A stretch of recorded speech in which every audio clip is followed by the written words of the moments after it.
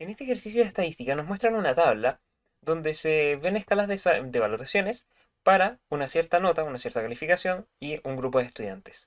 Nos preguntan por cuáles de las afirmaciones a continuación no se deducen de la tabla de la que se adjuntó.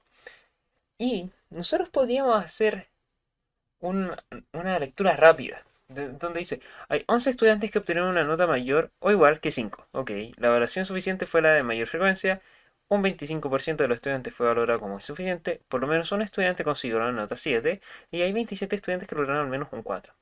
Y si nosotros podemos notar, en este ejercicio es donde nos piden descartar alternativas, siempre es recomendable hacer lo que hicimos ahora, y hay una que nos llama la atención, que es precisamente esta, la D. Que nos dice, por lo menos hay un estudiante que consiguió una nota 7. O sea, que me dice que en esta distribución de 6 estudiantes en el intervalo de 6 a 7, hubo por lo menos un 7. Pero eso nos llama la atención porque ¿cómo se hace esa conclusión?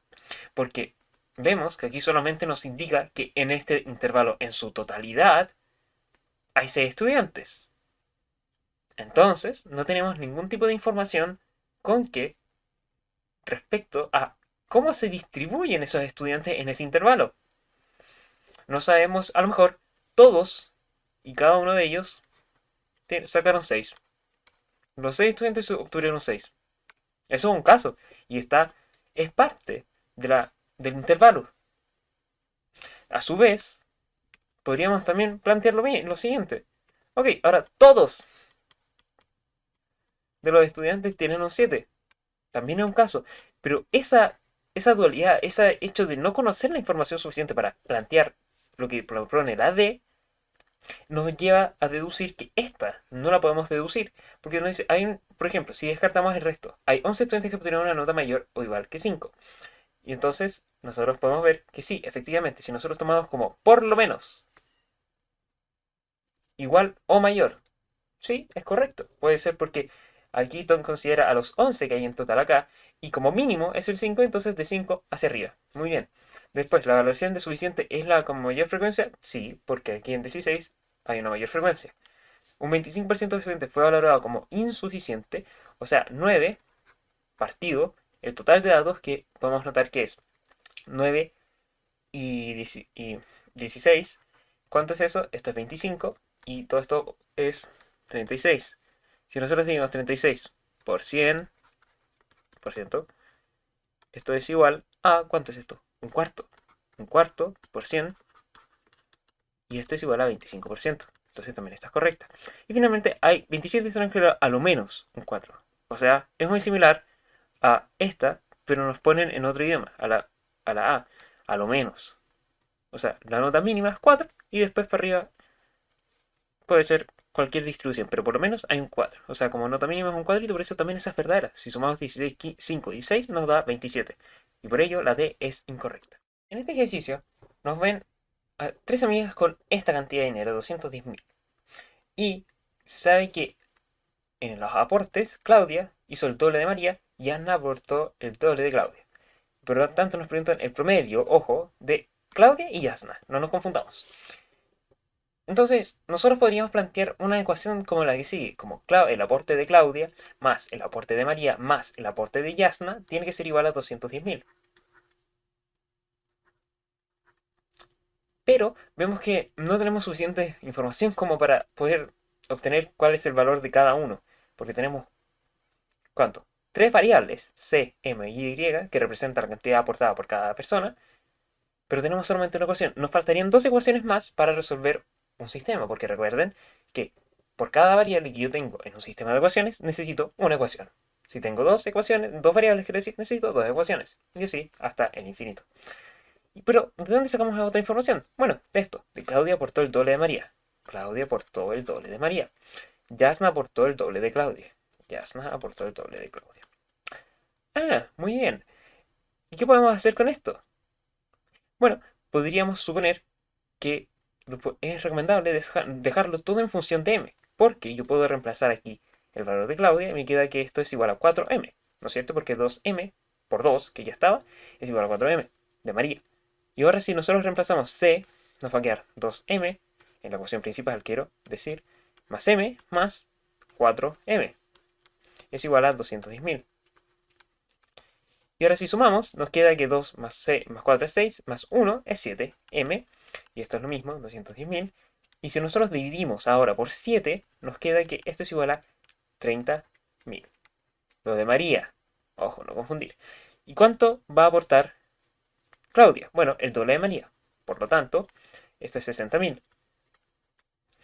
Y Yasna, el 4 veces lo de María, o sea, 120.000. Y ahora saquemos el promedio entre estos dos valores que nos están pidiendo, entre Claudia y Yasna. Esta va a ser la suma de esos valores partido 2, porque son dos datos. Entonces, la suma de 60.000 y 120.000 nos da 180.000 partido 2.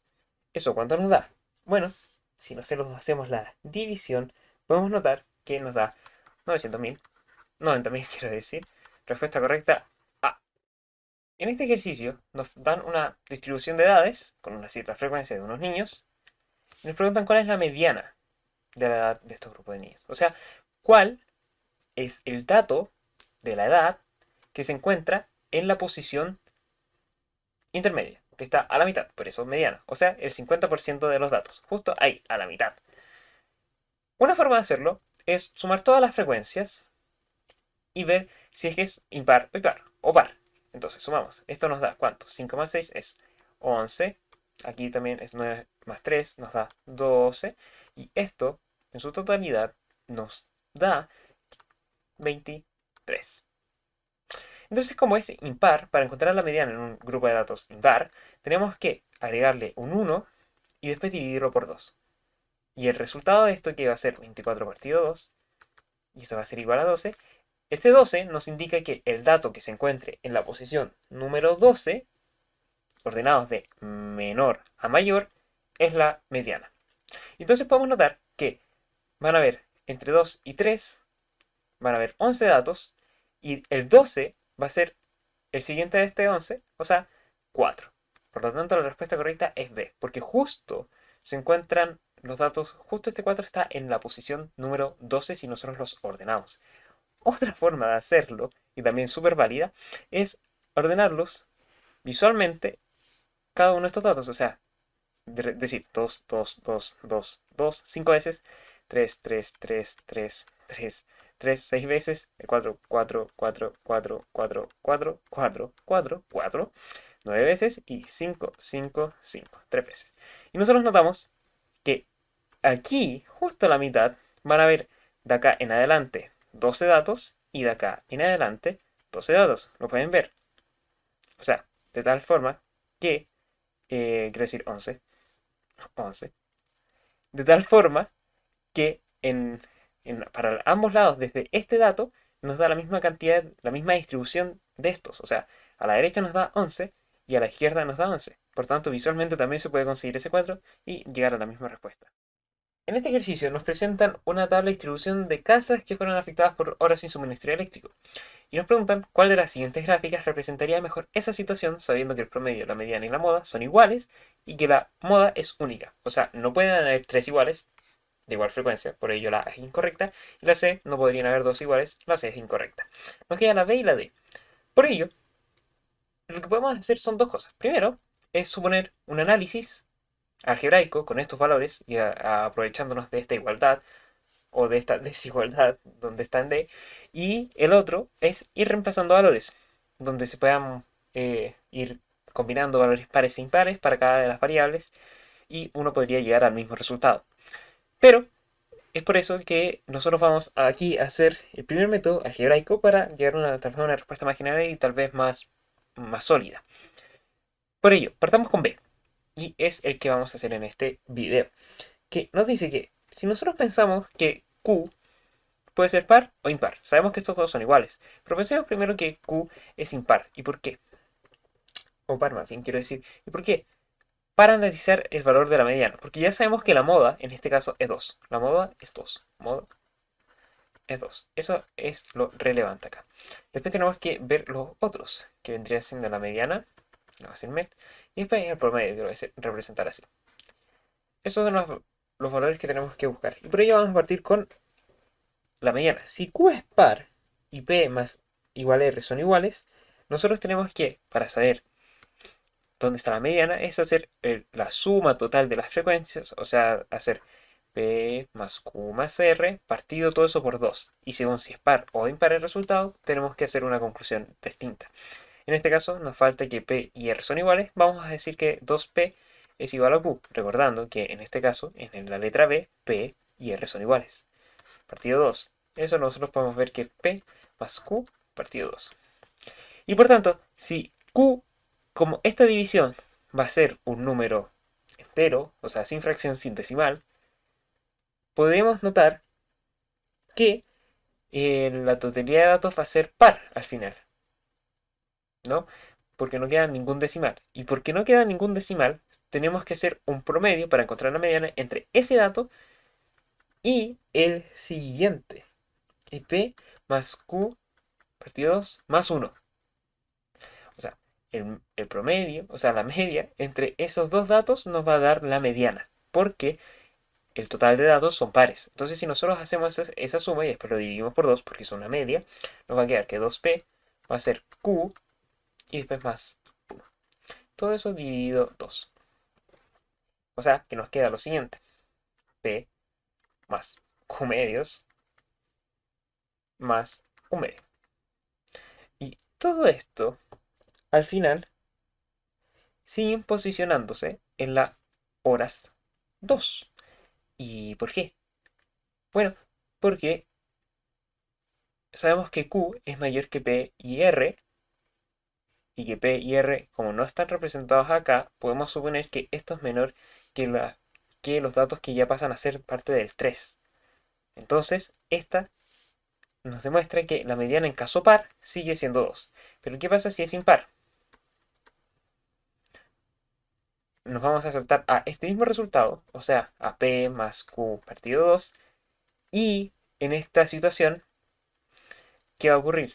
Que P más Q medios va a ser impar, entonces el dato que esté precisamente en esa posición va a ser donde está la mediana, porque si ustedes dividen Q partido 2, como es impar, va a dar un valor decimal, o sea, justo. Entonces el valor que esté en esa posición va a ser precisamente la mediana. Y como en este caso P más Q se encuentra en Q, de nuevo va a ser 2. Y otra forma de verlo es porque para que pasemos a los valores que ya están en R, tendría que ser P más Q en su totalidad. Pero como no es el caso, sino que tenemos mitad de Q, sabemos que los datos que estamos analizando de P más Q medios y P más Q medios más 1 siguen estando en la barra de 2. Por tanto, la mediana también es 2. ¿Y cuánto es el promedio? Bueno, calculémoslo. Esto va a ser P más Q más R partido 3, ¿no es cierto? Porque son 3 datos. También sabemos que el... ¿Cuánto se llama esto?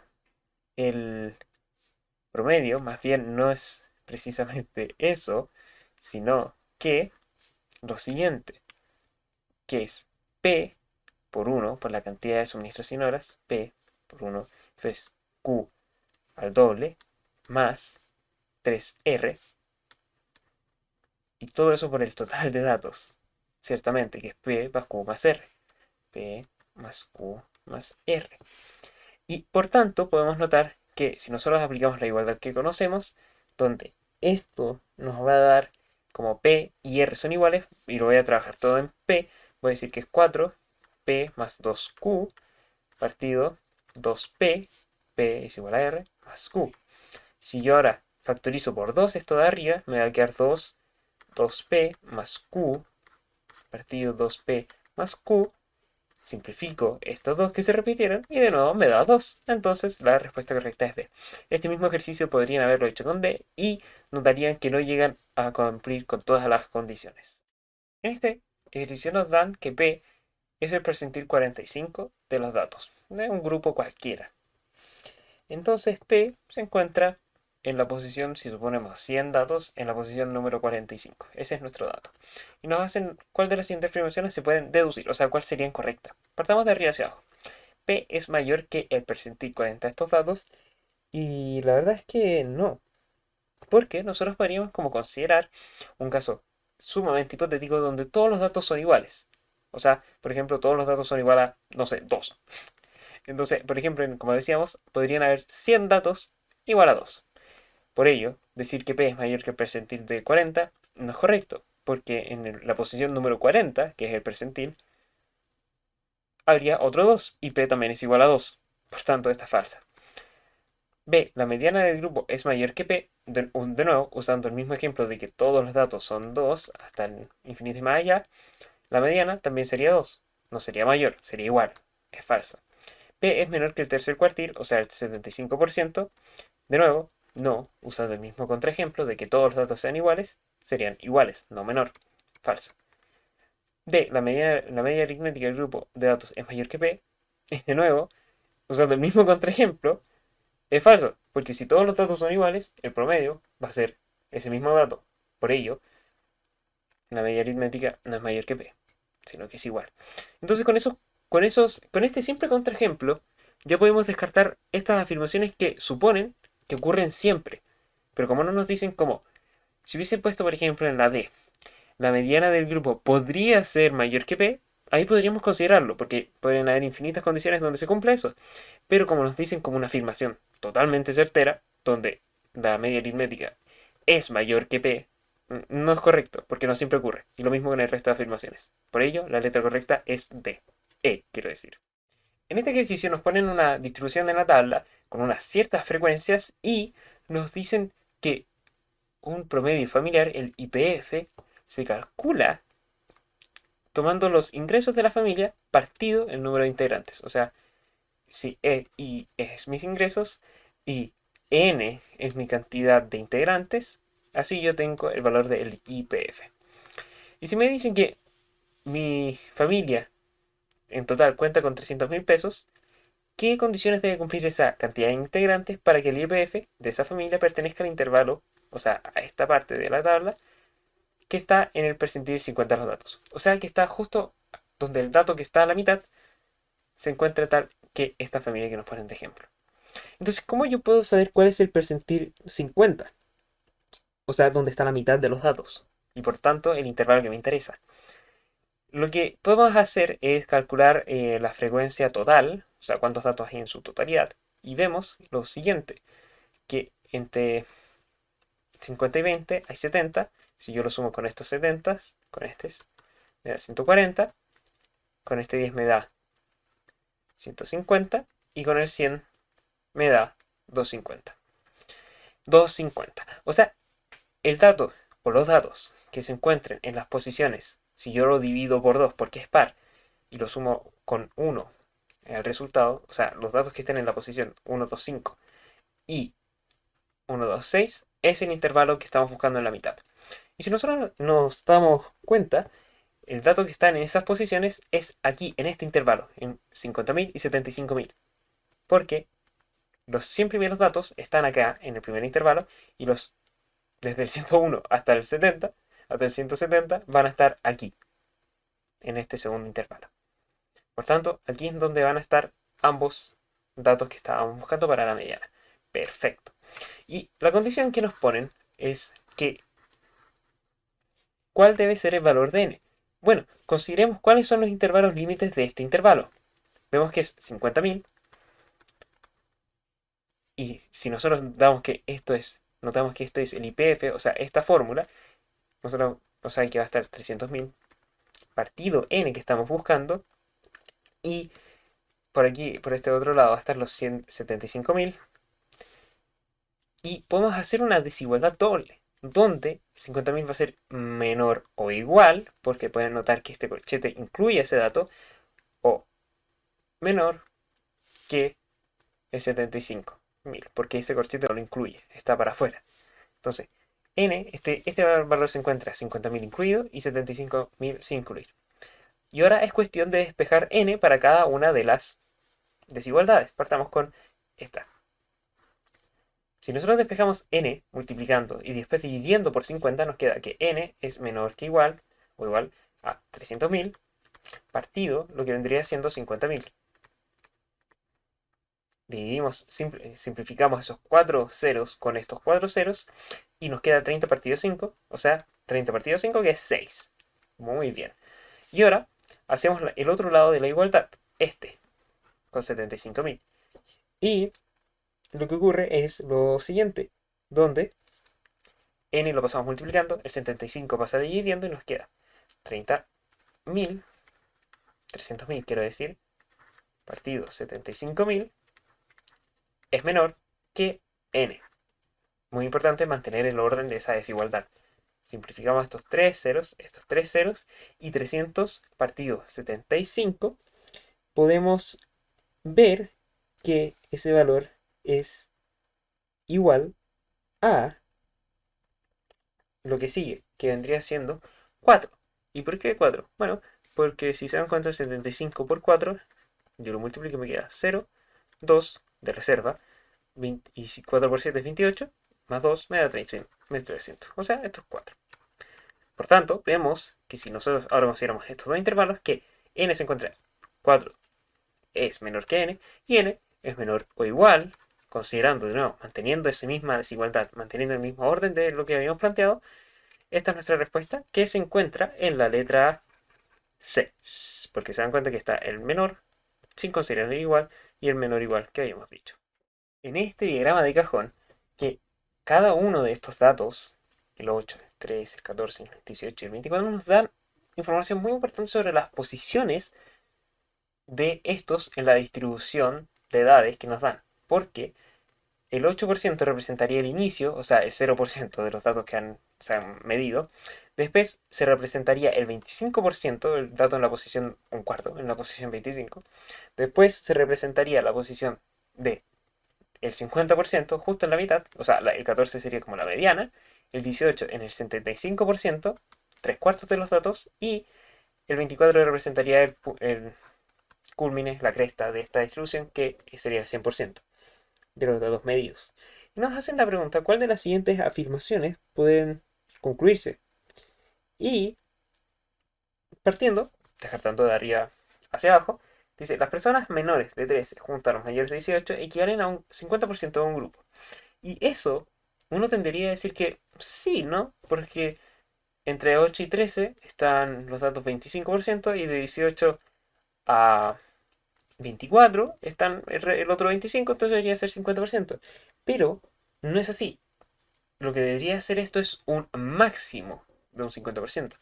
Porque se puede dar el siguiente contraejemplo de 8, 8, 10, 13, 13, 13, 14, 14, 15, 16, 17, 18, 19, 21 y 24. Donde podemos notar que en el rango que se establece, donde menores de 13, o sea, por acá, 3 y mayores que 18, por aquí, son 6, pero estas no equivalen al total de los datos que hemos representado, no, o sea, al total de los 50%. Por tanto, con un simple contraejemplo podemos notar que eso es falso, porque en verdad aquí había un máximo, como mucho, un 25% de la población, pero no es un dado, no es 100%, no es tal, es un máximo, no siempre se cumple. ¿Cuál de las siguientes afirmaciones seduce? Después dice que es B, seduce que ninguna persona tiene 19 años, y la verdad es que no, eso es falso. Porque puede darse, como puede darse que no. Que no aparezca aquí abajo es porque el diagrama de cajón lo que busca es lo que le había dicho, demostrar el 25, el 50, el 75, el 100 y el 0% de los datos, o sea, los cuartiles. Y que no se muestre no significa que no aparezca el 19, sino que no es parte de los cuartiles precisamente. Por eso es falsa. Hay solo una persona que tiene 8 años. De nuevo, no nos indica la distribución de los datos en estas edades, sino que nos indica solamente las posiciones de los cuartiles. Por lo tanto, como vimos en este mismo contraejemplo, el 8 puede darse más de una vez. Entonces es falsa. Y la siguiente que dice hay al menos 5 personas en el grupo es totalmente correcta. Porque efectivamente por lo menos tiene que haber una persona en el 8, otra persona en el 13, otra persona en el 14, el 18 y en el 24. ¿Qué pasa entre medio? Bueno, no lo sabemos muy bien. Y esta pregunta lo representa muy bien y por eso es correcta. Porque no conocemos bien la distribución de los datos. Eso no nos entrega este diagrama de cajón. El diagrama de cajón solo nos muestra las posiciones de los cuartiles y sus valores correspondientes, no sobre cómo se distribuyen todos los datos en este grupo de datos.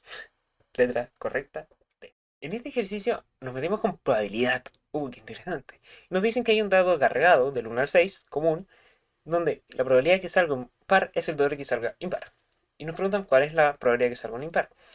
Y recordar que las probabilidades es básicamente una proporción P de un evento X entre que sucede el evento en ese grupo de datos que estamos estudiando, partido el total de ocurrencias. Eso es todo. Eso es una probabilidad al fin y al cabo.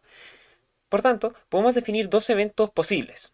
Un evento, por ejemplo, un evento PA, que esta va a decir un evento que es par, cuando sale un número par, y la probabilidad de B, que ese evento lo podemos definir como es impar, como un evento cuando ocurre un número impar. Pero nosotros sabemos, además, que un número par es el doble de la probabilidad de que salga un número impar. Por tanto, P de A es igual a 2 veces P de B.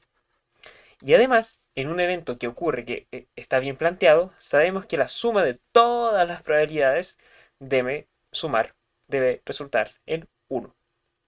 Ok, entonces, ¿qué podemos decir con esto? Que la probabilidad de A más el otro evento que ocurre, que es la probabilidad de B, que es par impar, tiene que ser igual a 1. Nosotros sabemos que PA es 2 veces el de B. Entonces nos queda 2P probabilidad de B más probabilidad de B es igual a 1. Sumo esto, me queda 3 probabilidad de B es igual a 1. Y esto P, si yo divido por 3, me queda que es un tercio. Ah, pero mira, ahí tenemos la probabilidad. La probabilidad de un evento impar, que es lo que nos está preguntando, es un tercio. Por tanto, la respuesta correcta es la C. En esta tabla, que nos indica un puntaje que un grupo de estudiantes tuvo de una prueba y la cantidad de ellos en cada uno de estos puntajes, nos dice si se selecciona al azar un estudiante, ¿cuál es la probabilidad de que tenga a lo menos, ya, 40 puntos? A lo menos. ¿Qué significa eso? A lo menos significaría que el puntaje mínimo que puede tener este estudiante es 40. A lo menos, lo menor posible. O sea, yo tengo que considerar a los estudiantes desde aquí, desde los 8, o sea, de los puntajes 40 hasta el 70, supongamos que el 7. O sea, si yo elijo al azar, a lo menos, ¿cuántos alumnos podrían tener a lo menos 40 puntajes? Tenemos que sumarlo. ¿Cuánto nos va a dar? 8 y 14 nos suman 22. 4 y 3 suman 7. Y esta suma resulta en 29. Ok.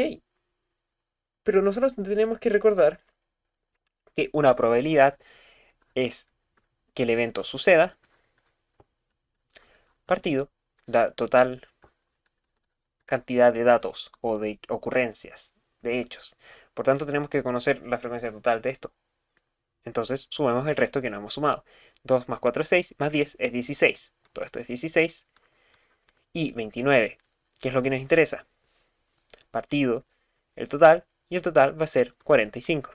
Por tanto, la respuesta D es la que se apega a lo que hemos visto. En este problema nos ponen un mazo de 52 cartas donde 13 de ellas son de trébol, y si se extraen del mazo dos cartas al azar, una después de otra, sin reposición, ¿cuál es la probabilidad de que ambas sean trébol? Ok. De nuevo, probabilidad, ¿qué es? El evento que suceda partido el total de casos que está ocurriendo ahí. Entonces, si es al azar, nos aseguramos que sea una probabilidad no intencionada, digamos, y que es una después de otra sin reposición. Vamos a notar que en el primer caso, en la primera extracción, se van a encontrar las 52 cartas, que es el total, pero después en la segunda extracción van a haber menos cartas, porque se sacó una, o sea, el total pasaría a ser 51. ¿Y ahora qué queremos saber? Bueno, que ocurra que en la primera extracción salga trébol. O sea, ¿cuál es la probabilidad de que ocurra? ¿Cuántos casos hay en que sucede eso? 13, porque hay 13 tréboles. Partido, ¿cuánto es el total de casos? 52. Y en la segunda extracción, ¿qué ocurre? Que perdimos un trébol y perdimos por tanto una carta. Entonces mi total va a ser 51, pero mis sucesos también van a disminuir y van a quedar en 12. Pero ahora, si nosotros vemos, bueno, sacamos esta y nos quedamos con suma o multiplicación. Siempre es confuso eso, ¿no? Y una forma donde yo lo puedo ver más claro es que si estamos analizando una misma situación que tiene una serie de condiciones que tienen que cumplirse para lo que nos preguntan, o sea que ambas sean trebles, nosotros tenemos que sumar esas, o sea, multiplicar, quiero decir, esas condiciones. Esas condiciones en este caso sería la primera extracción y la segunda extracción para conseguir la pregunta. Pero en cambio, si nosotros partimos de un punto inicial donde para conseguir la pregunta tenemos distintos caminos, tenemos distintas posibilidades, y cada una de estas posibilidades tiene condiciones particulares, yo esos caminos por separado los tendría que sumar acá, ¿no es cierto? O sea, de mis condiciones para cada camino yo las multiplico, pero si yo sumo estas dos posibles casos donde ocurriese esta probabilidad, que yo en este caso no es el caso, no es el suceso, hay que sumar y multiplicar correspondientemente sus condiciones. Pero en este caso, ¿qué nos encontramos? Con una serie de condiciones y un solo camino. Entonces por ello los multiplicamos. Y la letra A es la correcta.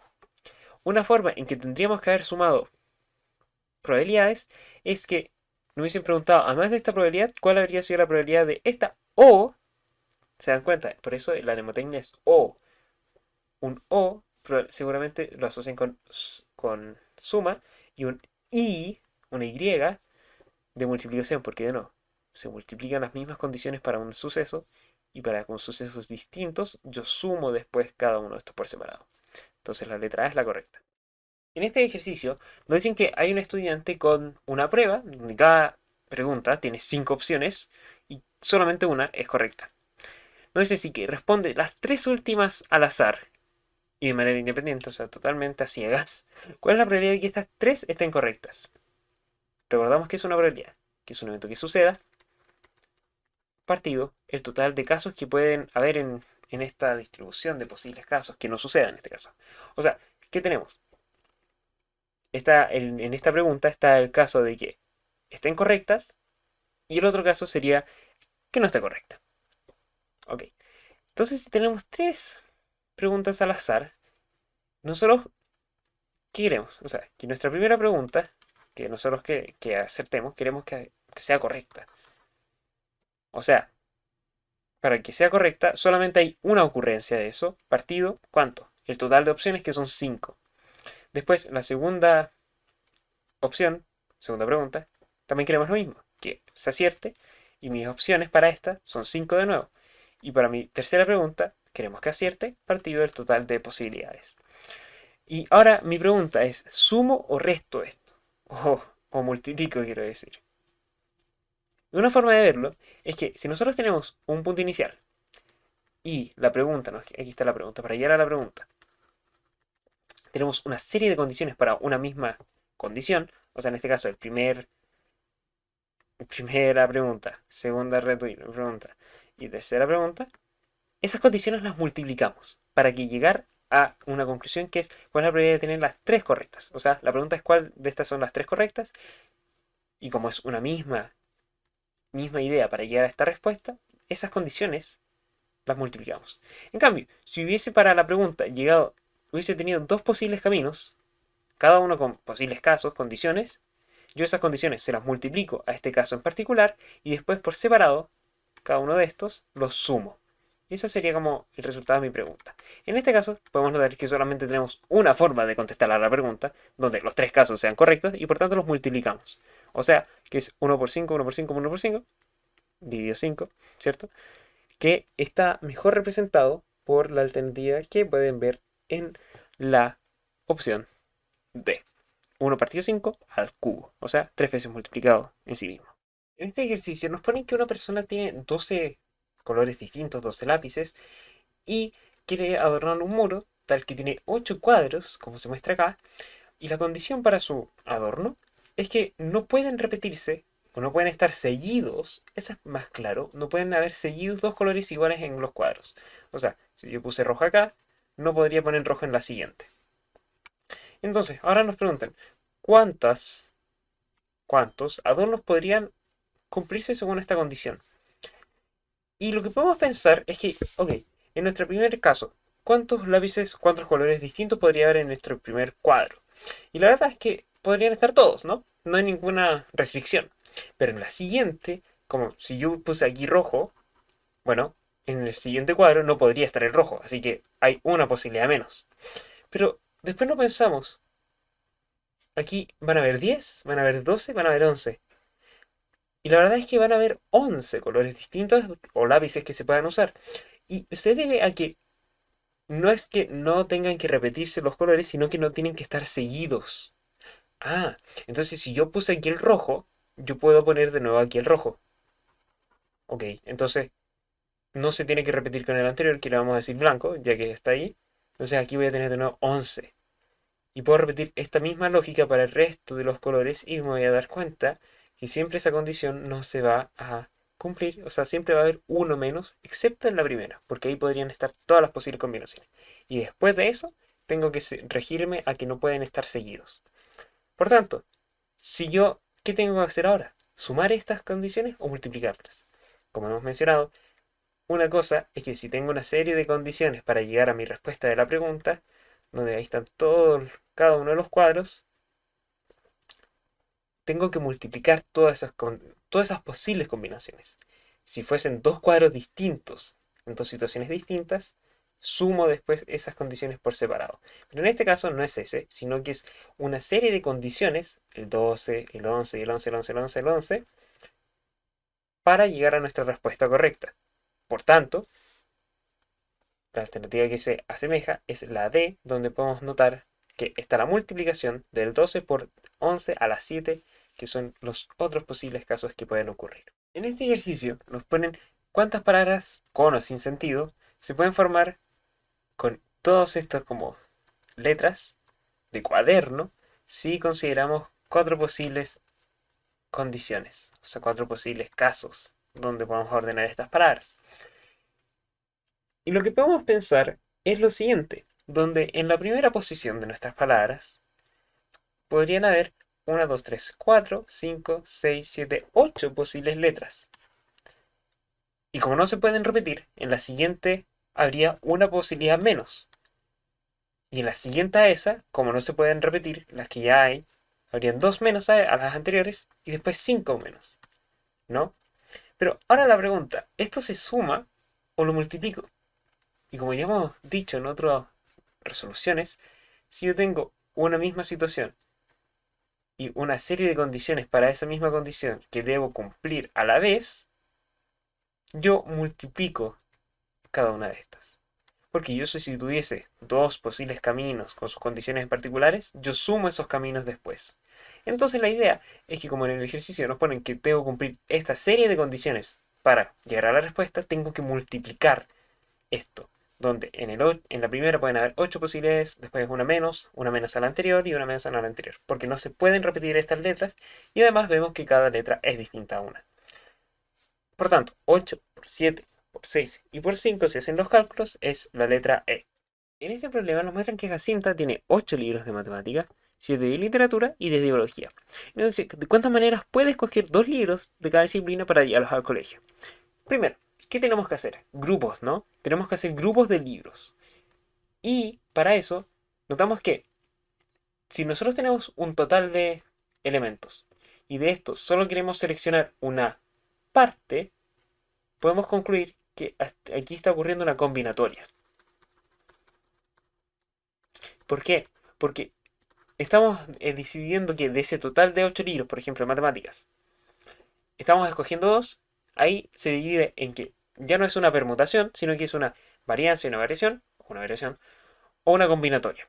Pero como no nos interesa el orden de estos, o sea, no estamos haciendo como una segunda selección, se trata de una combinatoria, que está representada por esta simbología de 8 como pseudo dividido 2, pero sin esa barrita, donde lo que está arriba representa el total de casos y lo de abajo la cantidad de selección, que estamos haciendo. En este caso es 2. Por tanto, ya sabemos que esta no podría ser cierto, porque a lo mejor, quién sabe. Esta podemos decir que no, y esta tampoco, porque suma todos los libros, como el total de libros. Y ahora, como nos dice cuál de las maneras puede escoger 2 libros para cada disciplina, tenemos que hacer grupos de 2 para cada matemática, literatura y biología. O sea, 8-2, 7-2 y 10-2. Entonces ya ahora sí decimos que la E no es correcta. Pero ahora la duda es, ¿sumo o multiplico? Y en el caso, es que una forma de saber si multiplico o sumo, muy similar a la probabilidad, es que yo, para llegar a la pregunta,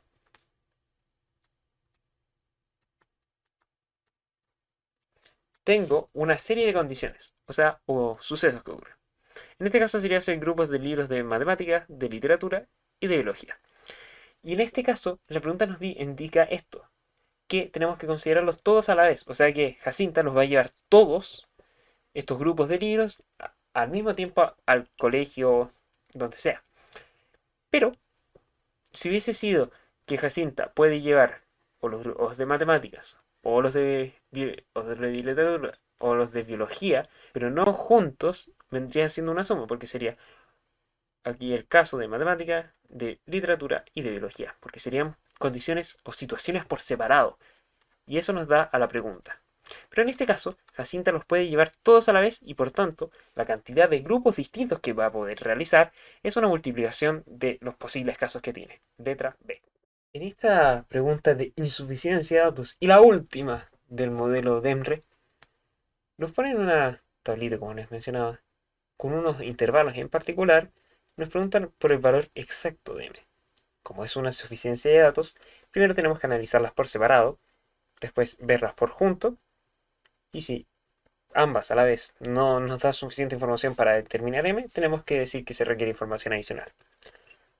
Entonces podemos notar que, si vamos a la primera, que m sea igual a n, todas estas frecuencias podríamos pasarlas a m, a m, a m y a m, pero no tenemos ningún vínculo con lo que es intervalo y la frecuencia, porque este m puede ser en verdad cualquier valor que no podemos determinar y por ello se debe a que no existe vínculo en que una afirmación concreta que se pueda hacer relación a la frecuencia versus el intervalo, el largo de este. Entonces por sí sola la 2 no nos sirve.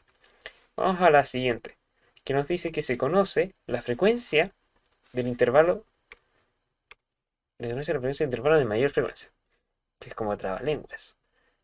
Y de nuevo, ¿esto qué ocurre? Es como que conoceríamos cuál es el valor de n más 1, porque siempre va a ser mayor a todos los n. O sea, conocemos este. Pero de nuevo, aquí, ¿qué podríamos decir? Que n va a tener un valor que vamos a conocer, ¿ok?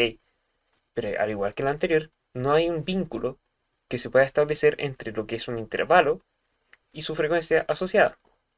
Eso es totalmente al azar, no hay ningún tipo de relación que se pueda establecer. Tampoco nos sirve. Entonces veamos ambas a la vez y vemos qué conclusiones podemos sacar. Si nosotros sabemos que todo es igual a m, o sea, estas n las transformamos a m's, como lo habíamos dicho, y ahora sí conocemos la frecuencia, el intervalo de mayor frecuencia, podemos decir, oye, este m más 1 va a ser igual a un valor, no sé, k, que sí conocemos. Entonces m va a ser igual a k menos 1. Ah, o sea que ambas a la vez sí me dan la respuesta para determinar el valor de m. Gracias a que la 1 yo puedo igualar esas n's a m's y la 2 que se conoce el intervalo de frecuencia con mayor frecuencia. O sea que ese valor m más 1 va a ser igual a algo que sí conocemos, que nos daría esta información 2 y que gracias a la 1 podemos asegurar que eso va a ser m, tal que k menos 1 y se va a cumplir lo que estamos buscando. Letra C.